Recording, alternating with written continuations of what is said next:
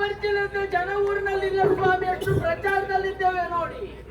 ಗೂಳಿ ಗಂಗು ಅಂತ ನಾನು ಸ್ವಾಮಿ ನೋಡಿ. ನಮ್ಮ ಉದ್ಯೋಗವೇ ಗೂಳಿ ಹೊಡ್ಕೊಂಡು ಎಲ್ಲಿ ಜಾತ್ರೆ ಎಲ್ಲಿ ಹಬ್ಬ ಉಂಟೆಂದು ಹೋಗುದು ನೋಡಿ. ಹೌದಪ್ಪ, ಪ್ರಥಮ ಪ್ರಶಸ್ತಿ ನಮ್ಮ ಗೂಳಿಗೆ ನೋಡಿ. ಹೌದಪ್ಪ, ಇಡ್ಲಿ ಜಾಗ ಇಲ್ಲ ಮನೇಲಿ, ಅಷ್ಟು ಪ್ರಶಸ್ತಿ ಬಂದಿದೆ. ಅಷ್ಟೇ ಮಾತ್ರ ಅಲ್ಲ, ಗೂಳಿನೂ ಹಾಗೆ ಒಳ್ಳೆ ಬೆಳೆದುಕೊಂಡಿದೆ ನೋಡಿ. ನೋಡಿದ್ರೆ ಎಲ್ಲರೂ ಬೈಕೊಳ್ತಾರೆ ಸ್ವಾಮಿ. ಇವತ್ತು ನೋಡಿ ದೂರದ ಊರಿನಲ್ಲಿ ಒಂದು ಜಾತ್ರೆ ಹಬ್ಬ ಎಲ್ಲ ಉಂಟಂತೆ. ಅದಕ್ಕಾಗಿ ಗೂಳಿಯನ್ನು ಹೊಡ್ಕೊಂಡು ನೇರವಾಗಿ ಅಲ್ಲಿವರೆಗಾಗಿ ಹೋಗ್ತೇನೆ, ನೋಡೋಣ.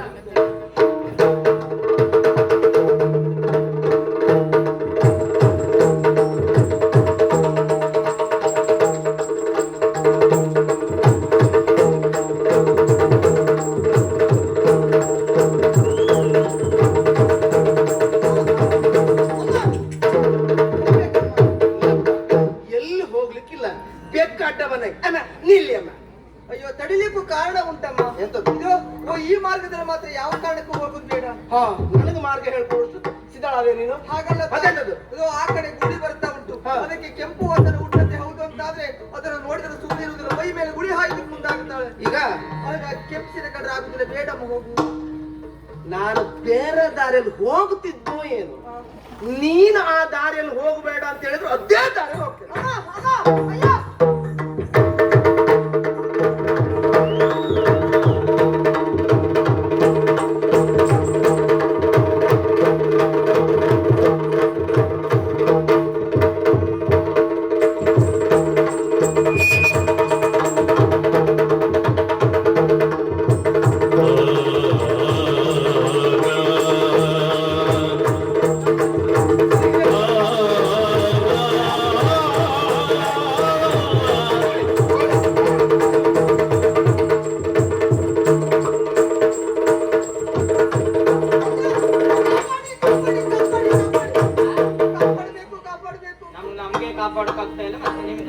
ಅದಲ್ಲ, ಆ ಕಡೆ ರಾಜಕುಮಾರಿಯನ್ನ ಗೂಳಿ ಅಟ್ಟಿಸಿಕೊಂಡು ಹೋಗ್ತಾ ಉಂಟು.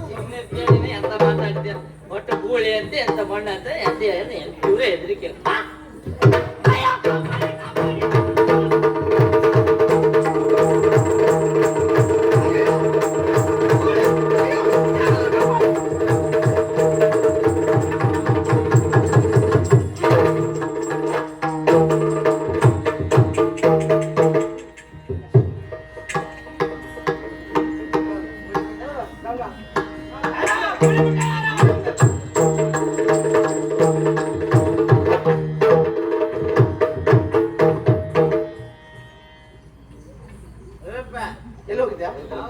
ನಾನು ಹೊರಗಡೆ ಇದ್ದೆ. ಹೊರಗಡೆ ಇದ್ದೆ? ಏನು ಗೂಳಿ ನಂದೇ, ಇದು ಸ್ವಂತ ನಂದೇ ಗೂಳಿ. ನಿನಗೆ ಸರಿಯಾಗಿ ಗೂಳಿ ಸಾಕ್ಲಿಕ್ಕೆ ಆಗದೆ ಹೋದವ್ರಿಗೆ ಗೂಳಿ ಹಾಕ. ನಿನಗೆ ನಂದೇ ಗೂಳಿ ಇದು, ಗೂಳಿ ಯಾಕೆ ಅಂತ ಕೇಳೋದು? ನೀನ್ ಸಾಕು, ನಂದೇ ಗೂಳಿ. ಏನಾಯ್ತು ಗೂಳಿ? ನನ್ನ ಸೀರೆಯಲ್ಲಿ ಮಣ್ಣು ಆಯ್ತಾ ಅಂತ ನೋಡಿದೆ ಅಷ್ಟೇ.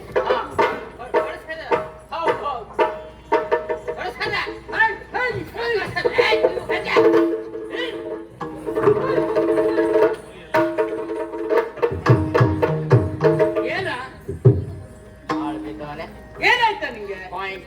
ಸ್ವಾಯಿಂಟ ನೀನು ಕುಡ್ದಿದ್ ನೀನಲ್ಲ, ಸ್ವಾಯಿಂಟ ಶುರ ಅಲ್ಲ, ಇನ್ನು ಕರ್ಮ ನಿಂದ. ನೀನ್ ನೋಡಿದ್ರು ನೋಡು, ಇವನಿಗೆ ನಿಲ್ಲಕ್ಕಾಗುದಿಲ್ಲ. ಮತ್ತೆ ಇವಾಗ ಗೂಳಿ ಸಾಕ, ನೀ ಕೋಳಿ ಸಾಕಿಲ್ಲ. ಗೋಳಿ ನಂದು, ನೀನ್ ಕೇಳಿ ನೀನ್ ಯಾರ? ಕರ್ಮ ಸಾಕ್ಲಿ ಕೊಟ್ಟು ನಂದು ಸಾಕಿದ್ದು ನಂದದು. ಕಡಿಮೆ ಆಗಿದ್ರೆ ಎಲ್ಲ ಹೆಡ್ತಿತ್ತು ಅಂತ ಗೊತ್ತಾಗಲಿಲ್ಲ. ಏನಾಯ್ತು ಈಗ? ಎಂತ ಏನಾಯ್ತು? ಇನ್ನು ಒಂದ್ ಕೆಲಸ ಮಾಡ. ಏನ್ ಮಾಡು? ಅದನ್ನ ಫಸ್ಟ್ ಮೊದ್ಲು ಕಟ್ಟಾಕ. ಅಲ್ಲ